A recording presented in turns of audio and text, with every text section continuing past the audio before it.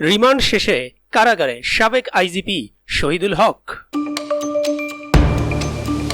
প্রিয় দর্শক, অনুরোধ রইল ভিডিওটিতে একটি লাইক দিয়ে আমাদের ইউটিউব চ্যানেলটি সাবস্ক্রাইব করে দিবেন এবং ভিডিওটি সম্পর্কে আপনার মূল্যবান মতামত কমেন্টস করে জানাবেন। 7 দিনের রিমান্ড শেষে পুলিশের সাবেক মহাপরিদর্শক AKM শহীদুল হককে কারাগারে পাঠিয়েছে আদালত। বুধবার 11 সেপ্টেম্বর সকালে ঢাকার একটি আদালত এই আদেশ দেন। বৈষম্য বিরোধী ছাত্র আন্দোলন চলাকালে রাজধানীর নিউ মার্কেট এলাকায় ব্যবসায়ী আব্দুল ওয়াদুদকে গুলি করে হত্যার অভিযোগে করা মামলায় গত 3 সেপ্টেম্বর শহীদুল হককে উত্তরা থেকে গ্রেফতার করে ঢাকা মহানগর পুলিশের গোয়েন্দা বিভাগ।